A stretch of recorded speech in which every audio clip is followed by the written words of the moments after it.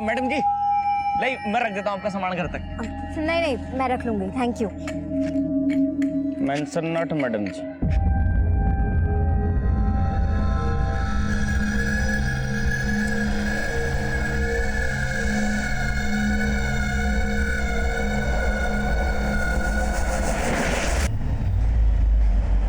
लो, हो गए फिर से दोनों शुरू।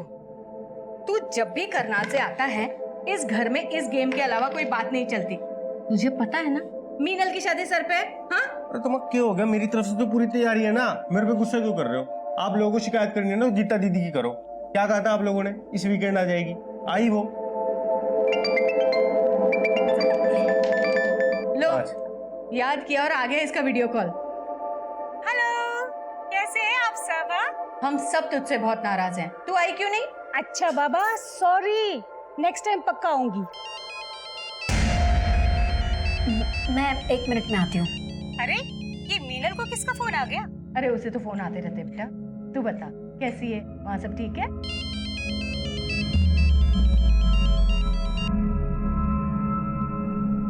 हेलो,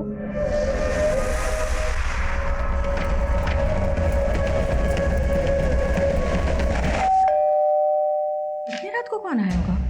मैं देखता हूँ, रुक।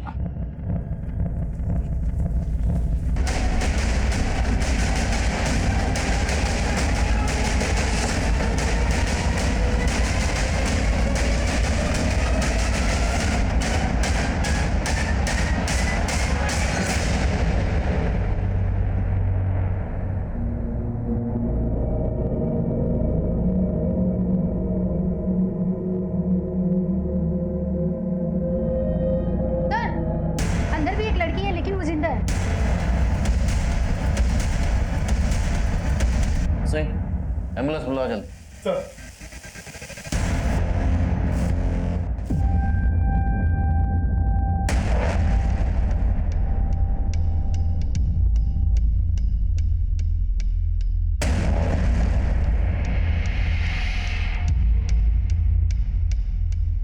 सर घर में 2 मर्डर हुए हैं और जो लड़की जिंदा है शायद उसके साथ रेप भी किया गया है। शायद उसको ही मारने का इरादा हो, लेकिन किलर को अंदाजा नहीं हुआ कि वो जिंदा है। सर घर में लूट के साइन भी हैं। हो सकता है ये मर्डर्स लूट के इरादे से किए गए हैं। माना लूट हुई है, लेकिन बॉडी को गौर से देखो। जिस बेरहमी से कत्ल किए गए, लगता है किसी ने पुरानी दुश्मनी निकाली। हो सकता है मोटिव मर्डर का ही हो और लूट मिसगाइड करने के लिए की गई, ताकि ये लगे कि सारे कत्ल किसी लूटने वाले गिरोह ने किए। सर एक कॉलोनी का चौकीदार है रतन, कल रात को ही नाइट ड्यूटी पे था। सुबह सबसे पहले इसी ने घटना को विटनेस किया और आसपास के लोगों को इकट्ठा भी किया। ड्यूटी पे था तो हाँ साहब। क्या देखा तूने? कुछ नहीं साहब। इतना बड़ा कांड हो गया, तूने कुछ नहीं देखा? साहब वो हमारी आंख लगी थी रात को। सेन, इसको नींद से जगाओ जरा। साहब मैंने कुछ नहीं किया साहब। साहब विकास, पड़ोसी से पूछताछ करो और देखो आसपास कोई सीसीटीवी है या नहीं। सर।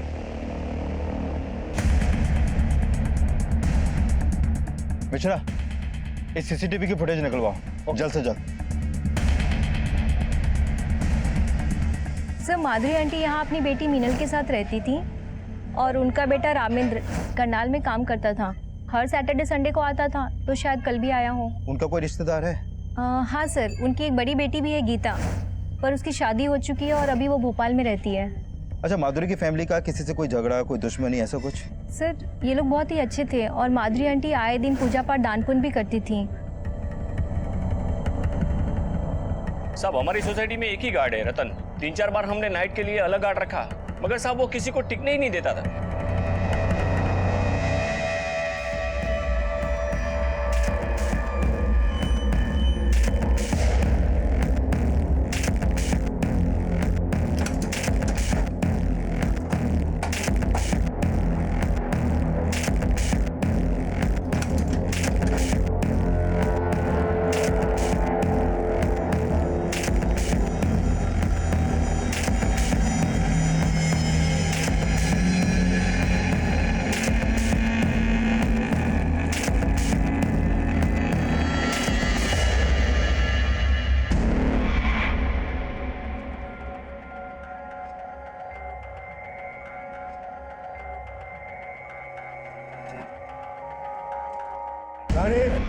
8 बज गए, मेरा जूस कहाँ है? लाई पापा। डिसिप्लिन नाम की कोई चीज नहीं है इस घर में। पता नहीं दिन भर क्या करती रहती है। पापा जूस। जूस। पूरे 2 मिनट लेट हो तो अब मैं 2 मिनट के लिए तुम्हारे हाथ ऊपर करके तुम्हें खड़ा रखूंगा तो कैसा लगेगा तुम्हें? सॉरी पापा। सॉरी पापा। अब जाओ, तरीका हो सर पे। सुनो, ठीक 9 बजे मुझे नाश्ता तैयार चाहिए। मैंने होमवर्क कर लिया। अरे वाह मेरा बच्चा, शाबाश। अब चलो कमरे में चल के देखते हैं तुमने होमवर्क सही किया या नहीं। आओ चलते हैं। शाबाश।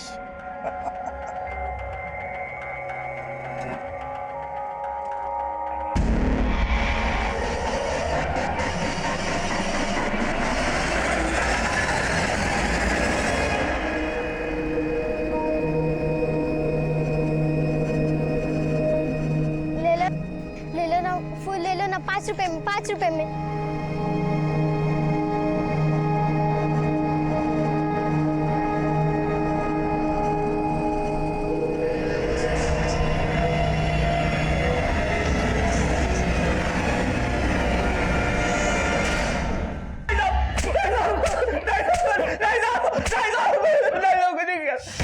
देख, हम जानते हैं कांड तूने किया। बोल, तेरे साथ और कौन कौन शामिल था? साहब मैंने कुछ नहीं किया साहब। हमारी गलती बस इतनी सी कि हमारी आग लग गई थी। आखिरी मौका दे रहा हूँ, सच बोल दे, वरना मीनल के होश में आने के बाद सच खुद ब खुद सामने आ जाएगा।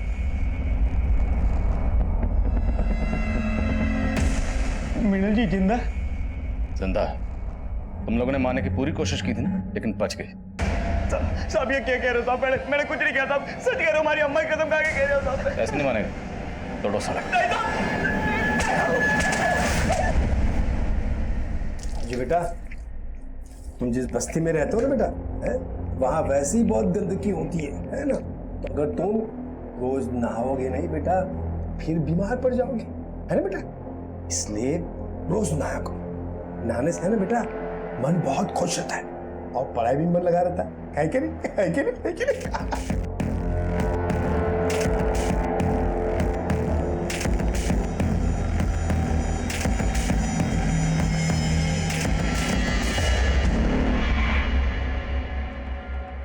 पापा जी,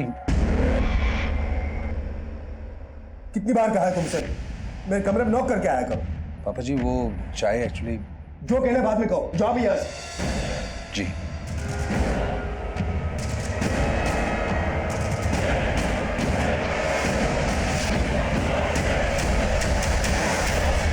तो मोहल्ले के गेट पे जो सीसीटीवी मिला था वो पिछले 5 दिनों से फंक्शनल नहीं है। हो सकता है उसे भी पर्पसली खराब किया गया हो और इसमें भी रतन इन्वॉल्व हो।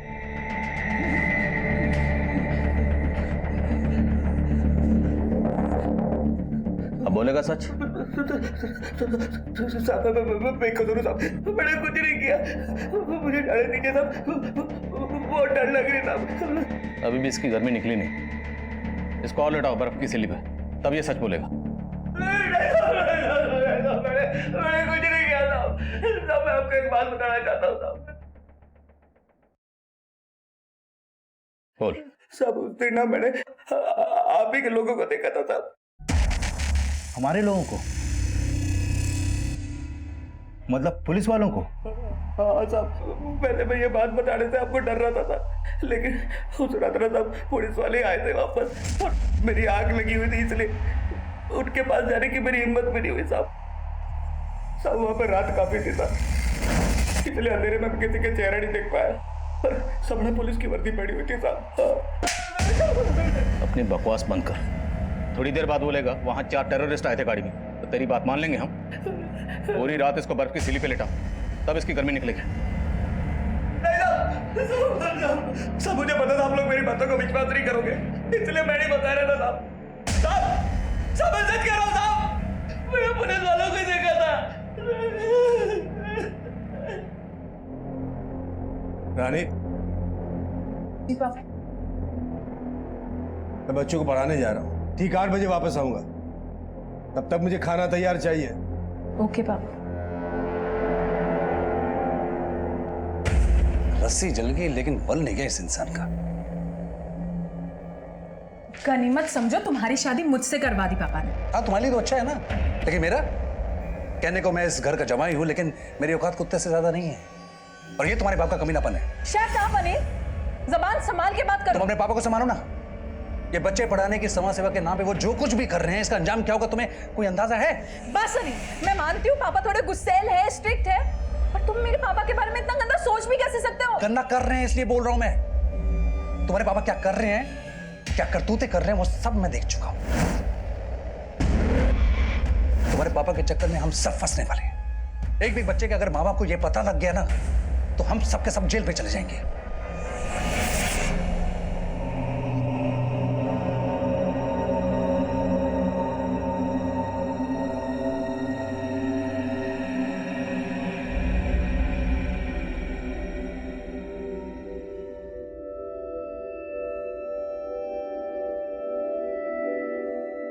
अरे बेटा, आप रो क्यों रहे हो? कुछ नहीं मैडम, मैं कहाँ रो रही हूँ। कितने बहादुर हो आप, रो भी रहे हो और तकलीफ भी नहीं बता रहे। तकलीफ कैसी मैडम, हम फूल वालों को तो कांटों से तीस करनी पड़ती है। तुम कितनी गहरी बातें करती हो। कहाँ है तुम्हारी माँ? मेरी माँ मजदूरी पे गई है और मैं यहाँ फूल बेचती हूँ। आप लोगे मेरे फूल? पहले आप मुस्कुराओ, तब मैं लूंगी आपके फूल। ये हुई ना बात, चलो दे दो। Thank you. ये रतन बार बार अपना बयान बदल रहा है, और ये अकेला नहीं होगा, इसके और भी साथी होंगे जिनके साथ मिलकर इसने इस लूट, कत्ल और बलात्कार की वारदात को अंजाम दिया। और इस पूरी वारदात को सिर्फ मीनल ने विटनेस की। उसका बयान हमारे केस के लिए बहुत अहम है। उसकी तबीयत कैसी है? कंडीशन ठीक नहीं है सर उसकी, कुछ कह नहीं सकते कि बयान देने की हालत में कब आएगी वो। और वो माधुरी की बड़ी बेटी गीता, वो कब लौट रही? सर इन्फॉर्म कर दिया मैंने उसको, भोपाल में रहती है, आने में थोड़ा टाइम लगेगा। जैसे ही आती है मुझे इसके बारे में इन्फॉर्म करो। हो सकता है इसके बयान से हमें इस केस में कुछ मदद मिले। सर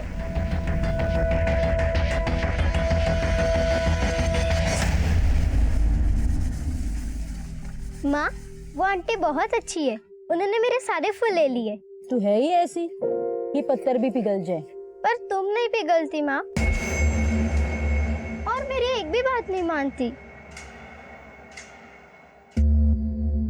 तू सोच ले, मैं तेरी निर्दयी माँ हूं, लेकिन तेरा भला ही सोचूंगी। मैं गमी sir. Comment. Sir forensic team को माधुरी के घर से ऐसे कोई भी अननोन फिंगरप्रिंट्स नहीं मिले हैं जो क्रिमिनल से बिलोंग करते हो। शायद क्रिमिनल्स ने हैंड ग्लव्स पहने होंगे। सर रतन बोल रहा था कि वहां पर पुलिस की वर्दी में लोग आए थे, लेकिन मैंने पेट्रोलिंग टीम से चेक किया, उस रात वारदात के दौरान वहां पर कोई भी पीसीआर नहीं गई थी। मतलब ये रतन झूठ बोल रहा है।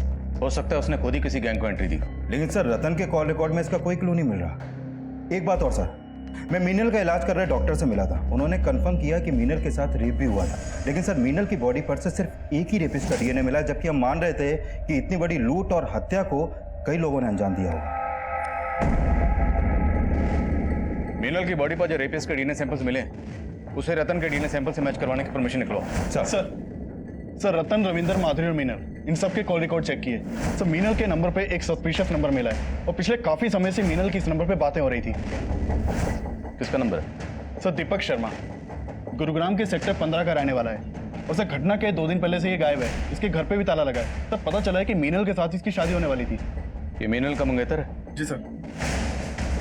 तो इसका इस लूट और बलात्कार से क्या कनेक्शन हो सकता है?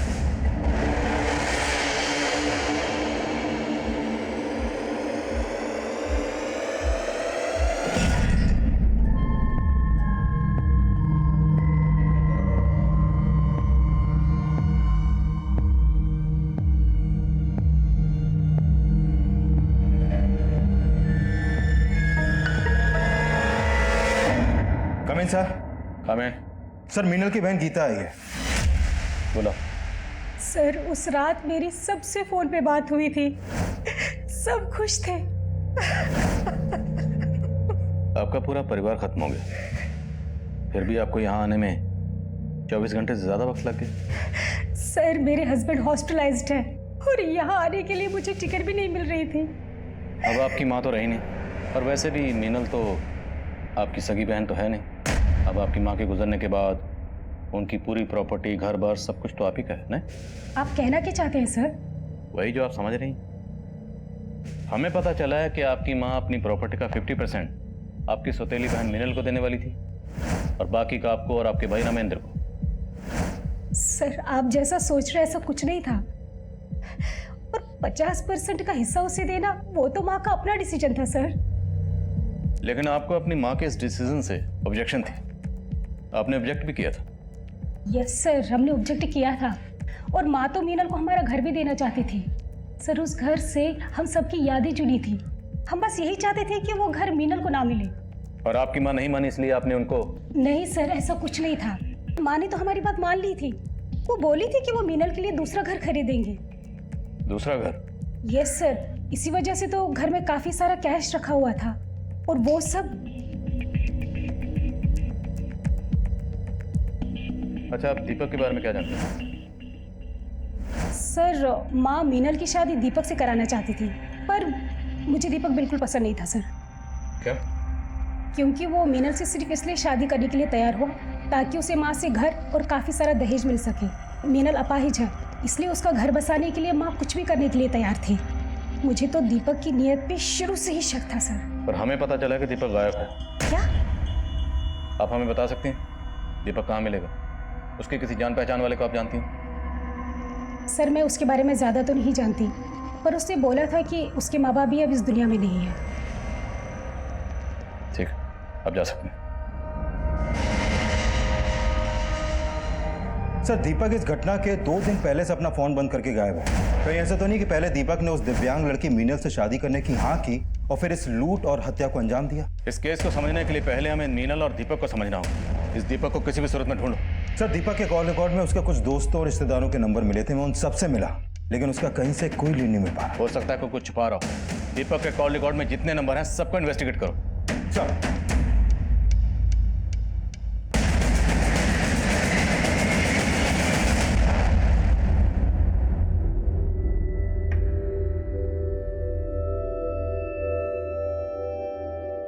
लो मैडम, मुझे दे दो, मैं संभालती हूँ इसे।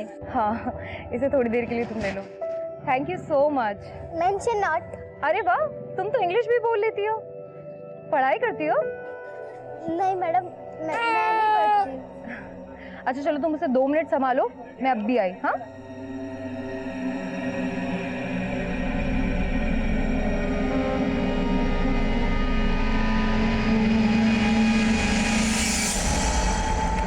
Coming sir. कमिंग। सर अपने खबरी दीपक के दोस्तों पे नजर रखे हुए थे सर। उन्होंने उनमें से एक दोस्त को सेक्टर 17 के घर में जाते हुए देखा है सर। हो ना हो दीपक वहीं पे छुपा बैठा है।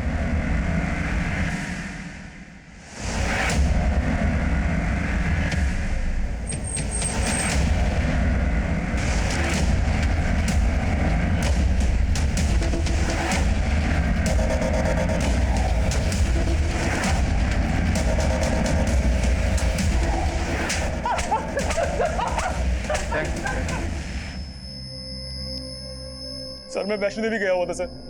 मैं एक प्रीपेड नंबर यूज करता हूँ, इसलिए मेरा मोबाइल बंद हो गया सर। लेकिन जब मैं गुरुग्राम वापस आया मुझे मालूम चला कि मीनल की फैमिली के साथ ये सब हो गया है। मैं बहुत डर गया था सर, इसलिए छुप गया था। तो डर इसलिए रहा था क्योंकि तू इस सब में शामिल है? नहीं सर, मेरा इसमें कोई हाथ नहीं है सर। सर मैं तो मीनल से मिलने के लिए हॉस्पिटल भी गया था, लेकिन आप सबको वहां देखकर मेरी हिम्मत नहीं हुई सर। तो मैं जानता हूँ कि गीता मुझे पसंद नहीं करती, और मैं ये भी जानता हूँ कि सबसे पहला शक उसका मेरे पे ही आएगा सर। उसी डर से मैं छिपा हुआ था सर। आखिरी मौका दे रहा हूँ, सच बोल दे। नहीं सर, ऐसा कुछ भी नहीं है सर, मैंने कुछ भी नहीं किया। ला प्रसाद से। दीपक के डीएनए को भी मीनल की बॉडी पर मिले रेपिस्ट के डीएनए से मैच करवाओ, देखते हैं क्या सामने आता है। मीनल की तबीयत कैसी है? सर धीरे धीरे रिकवर कर रही है वो, लगता है बहुत जल्द बयान देने की हालत में होगी। रतन के अलावा माधुरी की बड़ी बेटी गीता और मीनल का मंगेतर दीपक भी हमारे प्राइम सस्पेक्ट, और इस वारदात का मकसद माधुरी की जायदाद के पीछे का लालच ही नजर आ रहा था। लेकिन इस केस के कई और पहलू, कई और ऐसे चेहरे थे जो तब हमें नजर नहीं आए थे। फूल बेचने वाली बच्ची सरिता, सरिता की मां रमाकांति, और वहीं कर्नल अनंत चौधरी और उसका परिवार, वो सब इस केस के चेहरे थे। लेकिन ये सब चेहरे इस केस से कैसे जुड़ने वाले थे तब हमें पता ही नहीं था।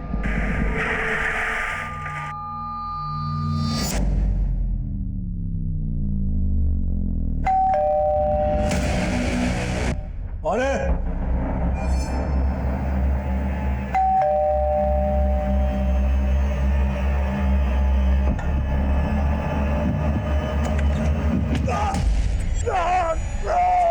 ये क्या बदतमीजी है।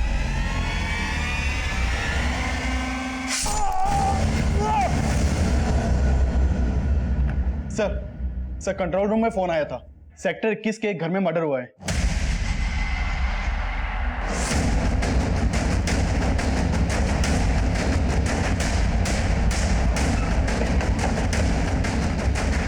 सर ये वाला घर है।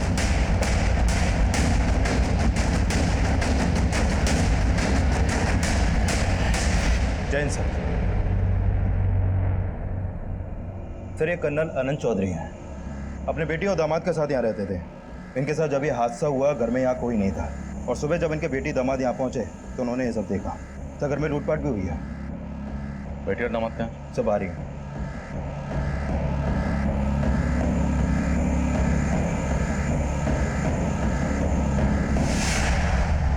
कल मैं और मेरे हस्बैंड अपने रिलेटिव से मिलने रोहिणी गए हुए थे, और जब हम सुबह घर वापस आए तो आपके और कर्नल साहब के अलावा घर में कोई और भी रहता है? नहीं सर। आपको किसी भी शक? सर अभी कुछ भी समझ में नहीं आ रहा। कर्नल चौधरी के बारे में सब कुछ पता लगा उनकी बेटी और दामाद जो उनके बारे में कह रहे हैं उसमें कितनी सच्चाई? सर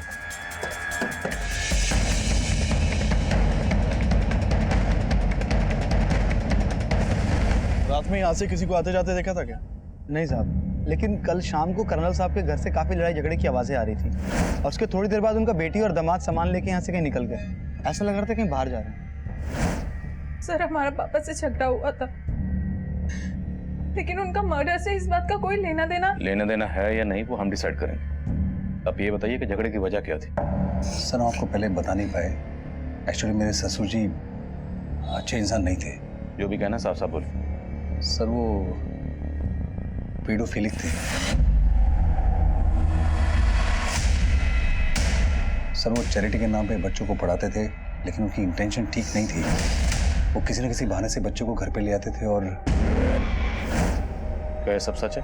हाँ सर, इसी वजह से उस दिन हमारा पापा से झगड़ा हुआ था। अरे वाह, हैंडसम लग रहा है मेरा राजू। बहुत अच्छे लग रहे हो। ये लो बेटा, ये पैसे अपने पापा को दे देना, ठीक है? जाओ, शाबाश। क्या है रानी, क्या बदतमीजी है? कितनी बार कहा है तुमसे मेरे कमरे में आने से पहले नॉक किया करो। एक मिलिट्री मैन की बेटी होकर इतनी भी डिसिप्लिन नहीं है तुम। कीजिए पापा, मैं इतने टाइम से अनिल की बातों को इग्नोर कर रही हूँ, पर वो सही है। मुझे तो शर्म आती है कि आप मेरे पापा। क्या मतलब क्या है तुम्हारा? आप अच्छी तरह से जानते हैं कि आप बच्चों को कमरे में लाके उनके साथ माइंड योर लैंग्वेज। पहले आप अपनी हरकतें देखिए पापा। मुझे नहीं रहना ऐसे इंसान के साथ जो बच्चों के साथ ऐसी गंदी हरकतें करते। नहीं रहना मेरे साथ तो निकल जाओ यहाँ से। हमें तो डर लग रहा था कि उनकी इन हरकतों की वजह से कोई बड़ा बवाल ना खड़ा हो जाए। और तो आपको लगता है इनकी मौत के पीछे ये वजह हो सकती है? सर हो सकता है किसी बच्चे के पेरेंट्स को इसकी असलियत का पता लग गया, और वो किन किन बच्चों का आना जाना इस घर में? सर अभी कुछ दिनों से कोई राजू नाम का लड़का बार बार आ रहा था घर पे। रहता कहाँ है रोज? सर वो पास की बस्ती में रहता है। उसका स्केच बनवा सकते हैं?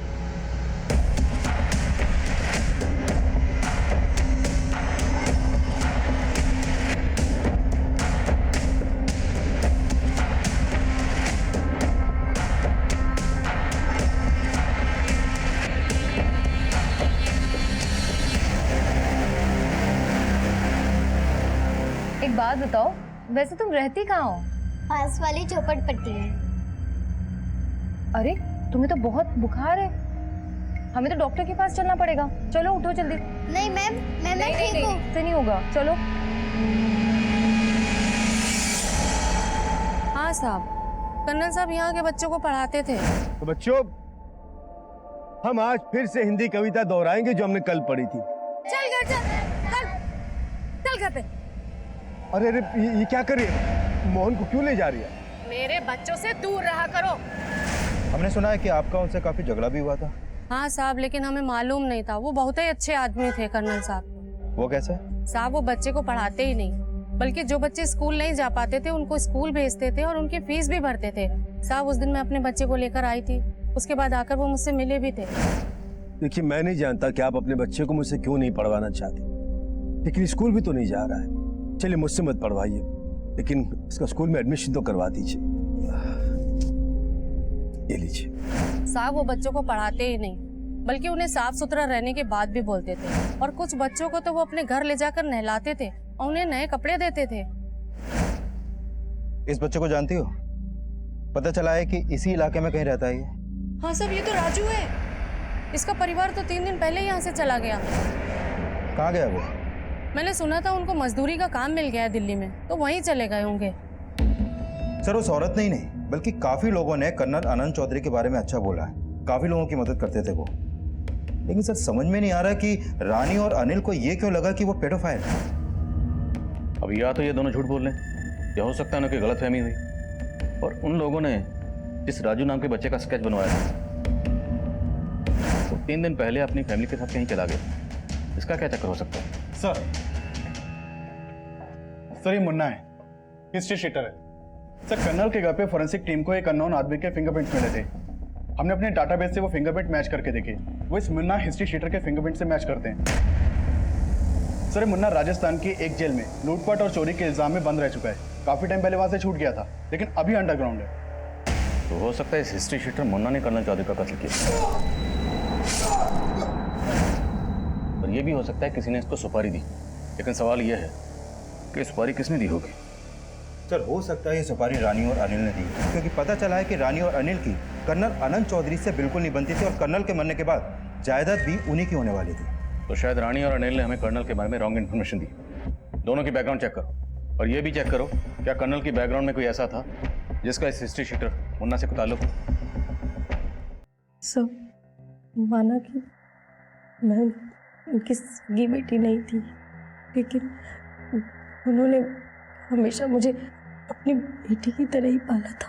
उनके कहने पे ही मैं दिग्विजय से शादी कर रही थी। उस दिन रात को रामेंद्र भैया करनाल से वापस आते, हम बहुत खुश थे सब।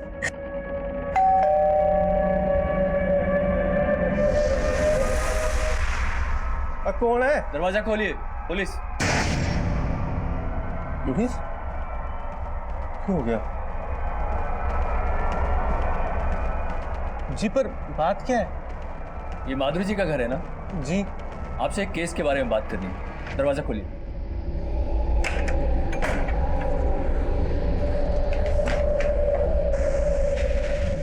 ये कौन है? जी ये मेरा बेटा है। और उसने तो कहा था घर पे सिर्फ बुढ़िया और लड़की रहती है, फिर ये कहाँ से आ गया?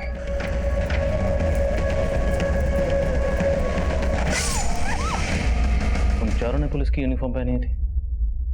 हाँ सर। सर मतलब रतन वाकई में सच बोल रहा था कि उस रात पुलिस यूनिफॉर्म में कोई गैंग आया था। लेकिन ऐसा कौन सा गैंग हो सकता है जो पुलिस यूनिफॉर्म पहन के इस तरह का कांड करे? पता करो, क्या पहले भी कभी किसी गैंग ने इस तरह का कांड किया? सर अरे तुम्हें तो बुखार था ना, तुम बेडरूम से यहाँ क्यों आई? और ये एप्पल मैं तुम्हारे लिए लेकर आई हूँ।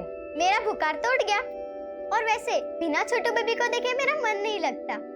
और छोटू बेबी का भी तुम्हारे बिना मन नहीं लगता। वो क्या है, छोटे बेबी को दूर से ही प्यार, वो क्या कहते हैं, इन्फेक्शन। हाँ देखो छोटू बेबी, तुम्हारी मासी कितनी समझदार है। मैं मासी हूँ? सरिता मासी। मासी? सरिता मासी? कमें सर। काम। सर माधुरी के घर पे हुए अटैक से कुछ दिन पहले मानेसर हाईवे पर कुछ पुलिस वर्दी पहने हुए लोगों ने एक ट्रक चलाने वाले को उसका ट्रक रोक के लूटपाट की थी, और यह केस मानेसर थाने में दर्ज हुआ था। और उस समय उस ट्रक का हेल्पर किसी भी तरह अपनी जान बचाकर वहां से भाग निकला, लेकिन उसने उन क्रिमिनल्स के स्केच बनवाए थे। ये देखिए सर।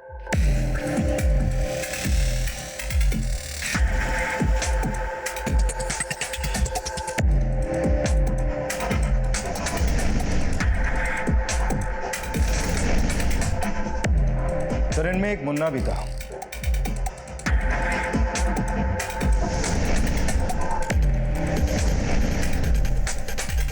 और यही मुन्ना कर्नल चौधरी और माधुरी के घर पे भी मौजूद था।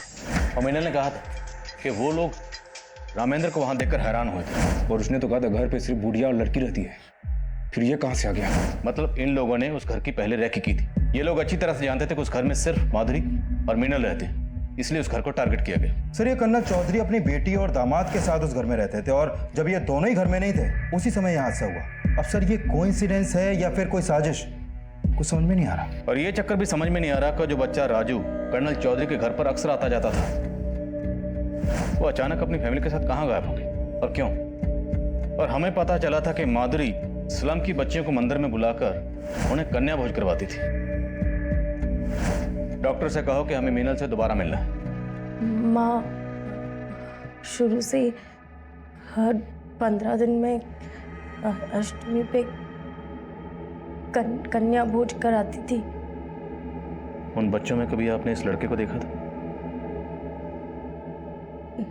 नहीं सर, इसको तो नहीं देखा, लेकिन हाँ माँ एक बच्ची को पसंद करने लगी थी। अक्सर माँ उसको घर लेके आती थी। क्या नाम था उस बच्ची का? कहाँ रहती थी जानती हैं? नहीं पता सर, लेकिन वो मैंने उसे मंदिर में फूल बेचते हुए देखा था।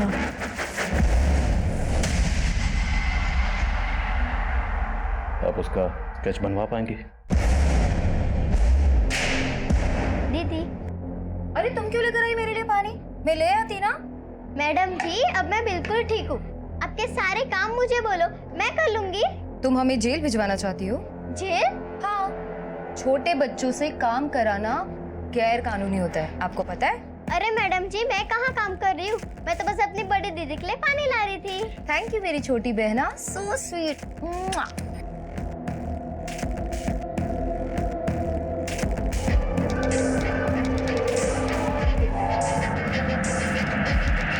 सर, मीनल ने जिस बच्ची का स्केच बनवाया था मैंने इसके बारे में मंदिर में पता किया, लेकिन सर ये काफी टाइम से वहां पर देखी नहीं गई है। लेकिन ये पता चला है कि इस बच्ची का नाम सरिता है। और सर, जितने भी लोगों से मैंने इस बच्ची के बारे में पूछताछ की, निकलकर यही सामने आया कि बच्ची सरिता माधुरी के घर पे हुए अटैक से पहले ही गायब हो गई थी। और वो बच्चा राजू, वो भी कर्नल के घर पे अटैक होने के 2 दिन पहले गायब हुआ था। लेकिन सर, इन बच्चों का मुन्ना जैसे हिस्ट्री शीटर से क्या कनेक्शन हो सकता है? कुछ ना कुछ कनेक्शन तो है विकास, अब क्या कनेक्शन है ये पता लगाना होगा। खबरियों को काम पे लगा, दोनों केसेस की इंफॉर्मेशन निकलो। सर, हमें ऐसा लग रहा था कि राजू और सरिता ऐसे 2 चेहरे थे जो इन दोनों ही केसेस को जोड़ने वाली कड़ी थे, लेकिन उनका हिस्ट्री शीटर मुन्ना से क्या कनेक्शन हो सकता था, ये जानने के लिए हमने दिल्ली, हरियाणा और राजस्थान के तकरीबन सारे पुलिस स्टेशन की पुरानी फाइलों को छान मारा। पुलिस टीम और खबरियों की दिन रात की मेहनत के बाद हमारे हाथ ऐसी इंफॉर्मेशन लगी जिसने इस केस का एक अलग ही पहलू हमारे सामने रख दिया। माधुरी और कर्नल चौधरी के घर पर लूट की वारदातों को अंजाम देने वाला कोई और नहीं बल्कि यही गैंग है, लिचड़ गैंग।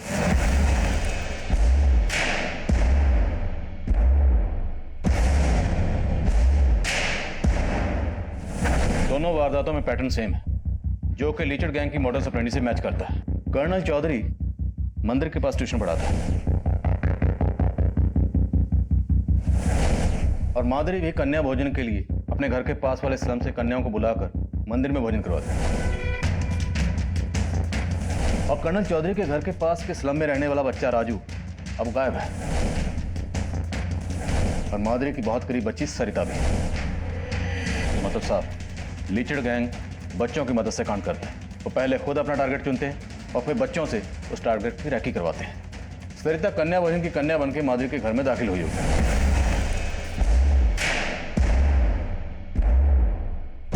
और ये बच्चा राजू स्टूडेंट बनके कर्नल चौधरी के घर में।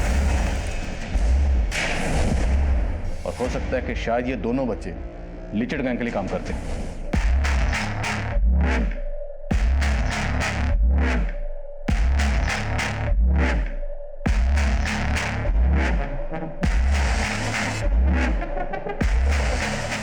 लिचड़ गैंग का एक पैटर्न है, जो बच्चे उनके टारगेट की रैकी करते हैं, वारदात होने के 2-3 दिन पहले से ही वो बच्चे गायब हो जाते और फिर उस गैंग की दूसरी टीम टारगेट पर धावा बोल देती। यह है लिचड़ गैंग का लीडर राजबल्लभ।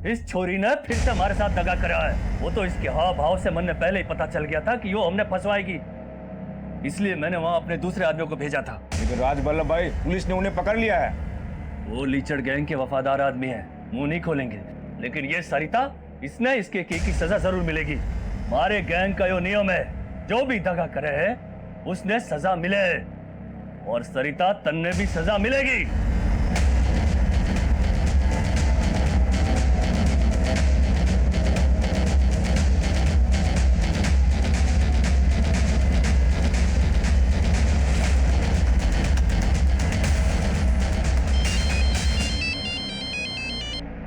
हेलो,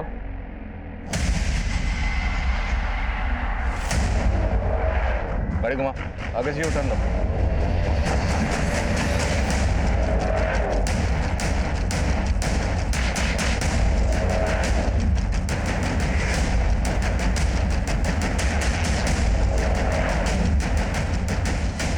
चल हथियार ला।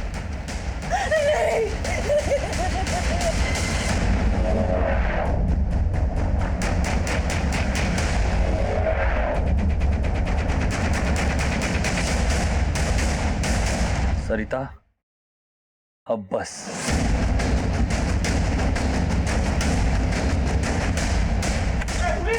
पुलिस आ गई।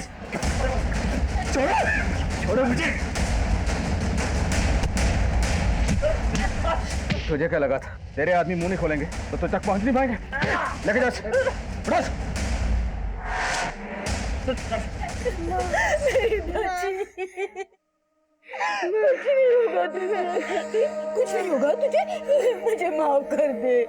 मेरे कर्मों की सजा तुझे मिली मेरी बच्ची, मुझे माफ कर दे।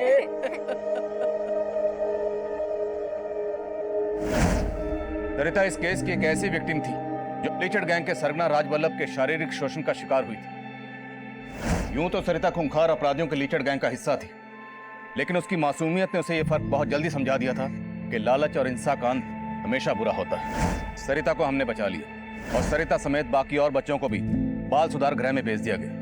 लेकिन सच ये भी है कि सरिता की वजह से ही हम उस गैंग तक पहुंचने में कामयाब हुए थे, जो गैंग पिछले कई सालों से देश के अलग अलग हिस्सों में अपना आतंक फैलाए हुए था।